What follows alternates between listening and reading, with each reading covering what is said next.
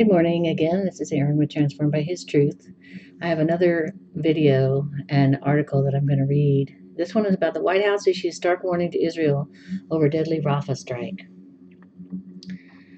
Let's see. It says Israeli tanks roll into central Rafah for the first time in Gaza war. Israeli tanks were reportedly seen in the center of Rafah for the first time on Tuesday, according to witnesses, as Israel enters the third week of its ground operations in the southern Gaza city. The tanks were spotted near Al-Awda Mosque, a central Rafah landmark, the witness told Reuters. The Israel Defense Forces said its operations in the city continue in the Rafah area, but did not comment on whether its forces advanced to the city center. Overnight, IDF troops operated on the Philadelphia corridor while conducting precise operational activity based on intelligence indicating the presence of terror targets in the area, the IDF said. The Philadelphia corridor is an Israeli name for the 8.7-mile strip of land that compromises the border between Gaza and Egypt, including the border crossing in Rafah.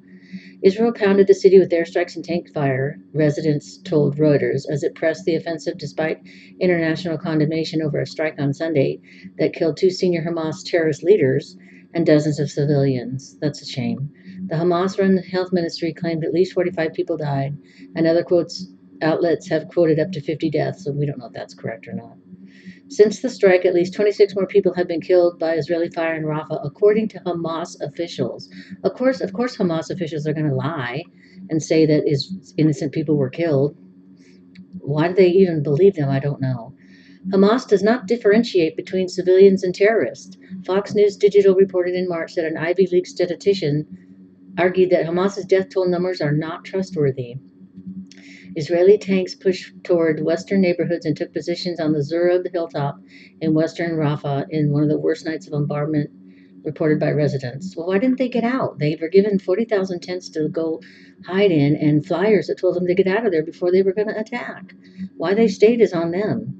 On Tuesday, witnesses reported gun battles between Israeli troops and Hamas-led fighters in the Zurab area. The activity is being conducted as efforts are continuing to be made in order to prevent harm to uninvolved civilians in the area. The troops are engaging with terrorists in close-quarters combat and locating terror tunnel shafts, weapons, and additional terror infrastructure in the area, the IDF said. Witnesses in Rafah told Reuters the Israeli military appeared to be using remote-operated armored vehicles, as there was no immediate sign of personnel in or around them. The IDF did not comment on those reports. Israeli tanks have probed the edges of Rafah since the IDF took control of the border crossing with Egypt 3 weeks ago, but had not yet entered the city in full force. International leaders have condemned the Sunday strike that killed dozens of civilians. You know, I have to say, they're at war. Israel's trying to survive as a nation and a people. They are trying as hard as they can to not to bomb schools and hospitals and public places where the terrorists hide under like cowards and put their own people in harm's way. They're trying by dropping leaflets and letting them know when they're coming in. They've provided shelter, food, water, medicine for these people that are coming out of these areas that they're going to bomb. So that is more than anybody ever asks of anybody at war. The fact that they're requiring Israel to do so much to save innocent civilians is honorable, but it's ridiculous in a war situation.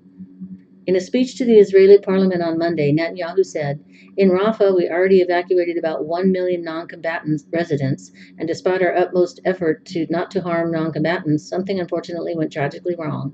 We are investigating the incident and will reach conclusion because this is our policy." See, their policy is to try not to hurt innocent civilians. You got to look at who the real bad guys are here. It's Hamas and the Palestinian leadership.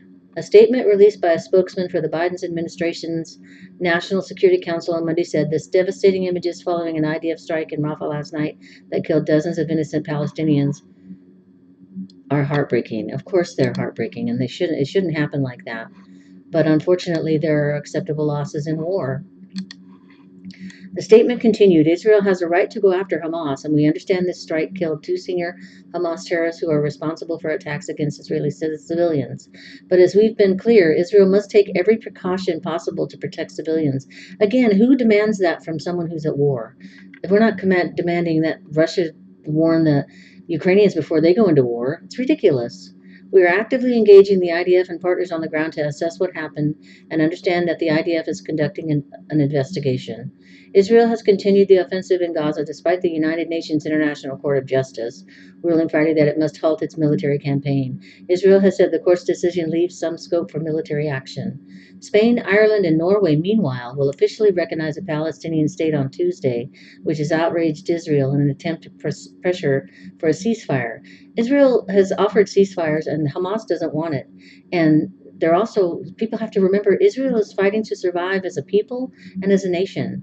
The terrorists do not want a two-state solution. They do not want to live side by side with the Jews. They want the elimination of the Jews. It's in their charter. More than 36,000 Palestinians have been killed in Israel's military offensive, according to the Gaza Health Ministry. That's probably inflated by a lot.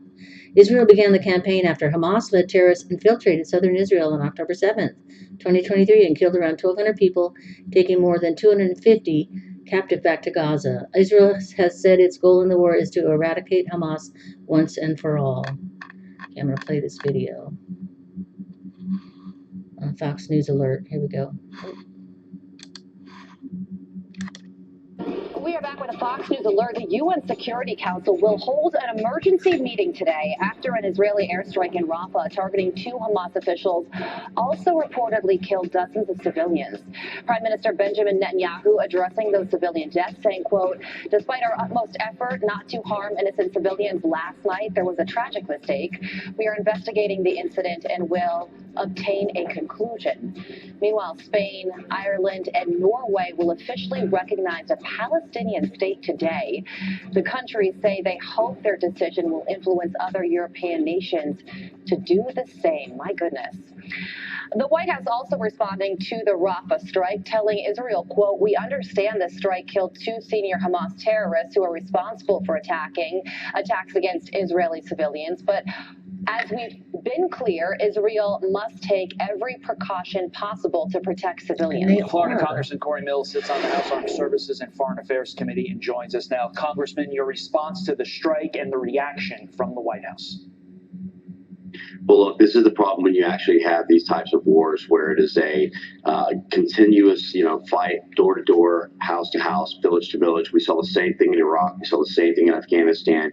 We saw under the Obama administration where they actually had conducted drone strikes against AQAP in the Gulf of Aden, where many civilians and collateral damage was actually rendered that caused the Arabian Peninsula to actually explode as a terrorist safe haven. So this is something that obviously Netanyahu has taken responsibility for, he's looking into, but also we must note that there was 2 senior Hamas leaders that was killed that actually will stop with some of the planning that went on that actually killed 1,200 people on October 7th. And so they must continue to do their job. They must continue to conduct it, but they also need to ensure that they minimize the amount of collateral damage as well. Which they do. Congressman, there is a major report from the Wall Street Journal. The Biden administration is pressuring Britain and France not to censure Iran for advancing its nuclear program. Apparently, the Biden administration is worried that a censure would increase aggressive behavior by Iran. But this is coming as the UN Atomic Energy Agency reported Iran could have weapons-grade uranium in a matter of days. What do you make of this Biden administration strategy? Well, here's Biden telling Israel, our ally, exactly how they should be doing things and yet showing appeasement to Iran. This is the same administration under Biden that delisted the Houthi rebels as terrorist designation. This is the same administration who has stopped enforcing the oil exportation to China, which is actually the reason that they have this financing to be able to go ahead and advance their nuclear program. And now they're trying to interfere with the IAEA's capabilities to be able to ensure that Iran doesn't become a nuclear capability by not only abstaining from the vote, but trying to encourage others not to actually enforce it. Again, these are the same people who got us into the JCPOA, the same failed administration who allowed them to go ahead and ship mid-range ballistic missiles to Yemen to attack our allies, Saudi Aramco. So this is a real shame when they're actually willing to put pressure on our allies, but they're weakening themselves when it comes in appeasing our actual adversaries, who are the greatest state sponsor of terror, Iran. Congressman, big question to ask you in the minute that we have remaining, but if Iran is just days away from becoming a nuclear power, days away from weapons-grade uranium, what happens next? This is the actual chance where we should be stepping up our efforts. This is where the IAEA should be going in. This is where the United Nations Security Council should be stepping up. But Iran is partnered with China, Iran is partnered with Russia, and those are part of the key five for the UN Security Council, so this will never pass. Quick answer, 10 seconds. Do you think that this increase from Iran would be happening if Trump's Iran policy had been kept in place by the Biden Absolutely administration? not. Absolutely not, Todd. None of this would have been happening. The October 7th wouldn't have been happening, and we'd be a safer nation at home. And you made the point earlier that look at how the Biden administration is criticizing Israel for going into Rafah and trying to kill Hamas fighters while they are worried about their response to Iran and sort of appeasing our number one foreign adversary. Congressman, thank you so much for joining us. Have a great day. Okay, so you see what's going on there. Let me make this smaller. So again, it's another video I wanted to do to inform you about what's really going on here, and how Israel has to do what Israel has to do to survive and to not be eliminated by terrorists who want their elimination. Again, they do not want to live side by side with Israel. They want the elimination of the Jews from the river to the sea. It's in their Palestinian charter.